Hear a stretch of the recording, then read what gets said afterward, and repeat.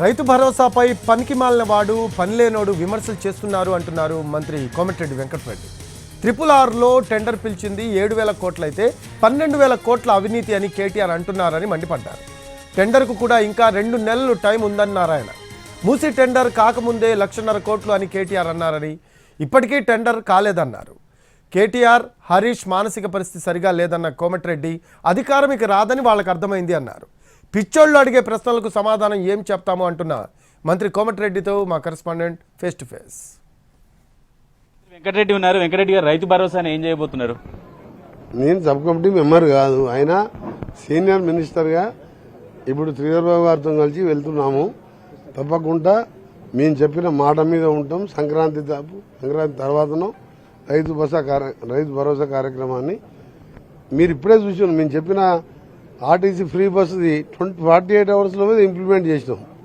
200 units కానీ 2 లక్షల రుణమాఫీ కానీ అన్ని కార్యక్రమాలు ఇంప్లిమెంట్ చేస్తున్నాం. దీని మీద మీరు సపరేట్గా ఎందుకు అడుగుతున్నారు? అంటే దాంట్లో కొన్ని కోతలు పెడతారు అని ఇట్లాంటి ఎవరో పనికిరానోడు పనిలేనోడు ప్రతిపక్షంలో ఉండి ఏం చేయక ప్రజలతో తిరస్కరించబడి ఇష్టం ఉన్నట్టు మాట్లాడతారు. ఉదాహరణ చూద్దాం. నిన్న కేటీఆర్ గారు చిట్చాట్తో మాట్లాడుతూ ఏమన్నా ఇది ఉండాలి కదా, రీజనల్ లింక్ రోడ్లో 12,000 కోట్లు ప్రజల మీద అదనపు భారం పడుతుందని చెప్పి చిట్చాట్ అంటే ఆయనకి ఏమైనా కలబడ్డదా?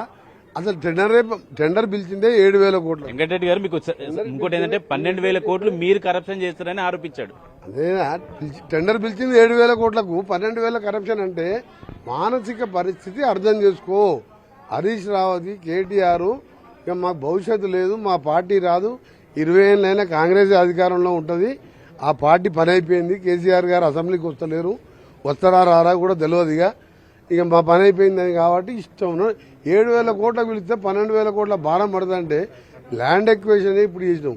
2017లో కేంద్ర ప్రభుత్వం అనౌన్స్ చేస్తే నేను మినిస్టర్ అయినాక దాని గురించి ఎందుకు పట్టించుకోలే? దానికి సమాధానం చెప్పడు. మా ప్రశాంత్ రెడ్డి దానికి సమాధానం చెప్తాడు. ప్రశాంత్ రెడ్డికి ఏం తెలుసు? యాగాలు యజ్ఞాలు చేస్తే పోయి బ్రాహ్మణులన్నీ వాళ్ళ వీళ్ళని సమానం కొనుక్కొచ్చి దానికి పనిచేసిండు. ఏమన్నా R&B మినిస్టర్గా పనిచేసిండు నాలాగా ఉప్పల్ గట్కేసర్ రోడ్ అయిపోయింది, కీసరాట్ పోయే రోడ్డు ఇవాళ స్టార్ట్ చేయించిన. హైదరాబాద్ విజయవాడ 6 లేన్ చేస్తున్నాం.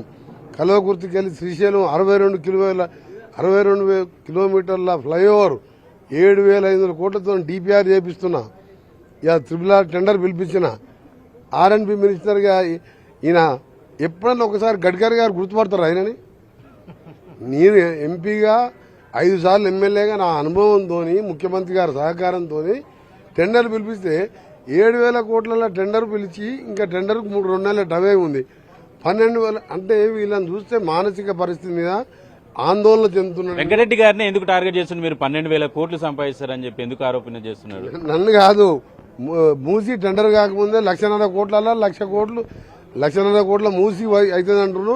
50,000 కోట్లు ఢిల్లీకి కప్పం కడుతున్నారు. రేవంత్ రెడ్డి 20,000 తిన్నని అప్పుడు కూడా పిచ్చిబాగుడు బాగుడు. ఇప్పటికీ టెండర్ పిలువలే. ఎన్టీవీ అంటే ప్రజలలో నమ్మకం ఉంది. పిచ్చోళ్ళు అడిగిన ప్రశ్నలకు సమాధానం చెప్పమంటే నాలాంటి వాడిని తెలంగాణ ఉద్యమకారుని పెడతారా? వాళ్ళ తెలంగాణ దొంగ ఉద్యమం కాదు.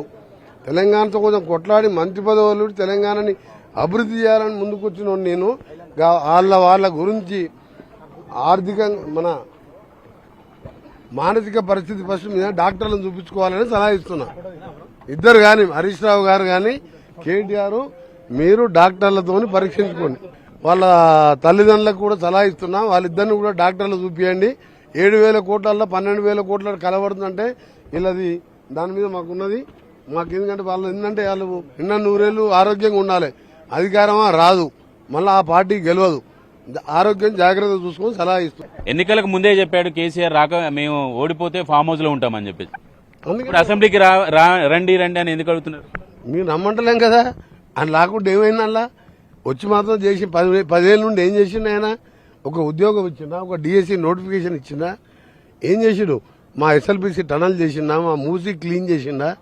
ఏం చేసిండు? 7 లక్షల కోట్లు అప్పు చేసిండు. ఆయన రానని చెప్పిండు, ఆ మాటకే కట్టుబడి రావద్దనే అంటున్నావు అని నువ్వు ప్రధాన ప్రతిపక్ష నాయకునిగా ఈ పిల్లల్ని రోడ్డు మీద వదిలిపెట్టి వదిలిపియకు. నీకు దమ్ముంటే అసెంబ్లీకి వచ్చి మాతో డిబేట్ చేయి. నువ్వు చేసిన తప్పులేందో చూపిస్తాం. నువ్వు కాకపోతే ఆ పిల్లలు నోరు మూపి, లేకపోతే నువ్వని వచ్చి మాట్లాడు. ఆ రోజే అన్నాడు ఓడిపోతే అట్లా కూర్చుంటే అన్నా కదా ఫామ్ హౌస్లో ఉండు, ఈ పిల్లల్ని కూడా ఫామ్ హౌస్ పిలిపించుకో, వ్యవసాయం చేసుకో. ఉండపోచ్చాము కట్టి 400 ఎకరాలకు కాలువ తీసుకొని నీళ్ళు ఇచ్చిండు, ఏ ఎకరానికి నీళ్ళు ఇవ్వలేదు. ఓకే రైట్, మొత్తానికి ఇది కోమటిరెడ్డి వెంకటరెడ్డి రియాక్షన్. మొత్తం RRR రోడ్డే 7,000 కోట్లకు సంబంధించిన టెండర్, దాంట్లో 12,000 కోట్ల అవినీతి ఎలా జరుగుతుంది, కేటీఆర్ కు మతి ప్రపించింది అని చెప్పేసి కోమటిరెడ్డి వెంకటరెడ్డి చెప్తున్నారు.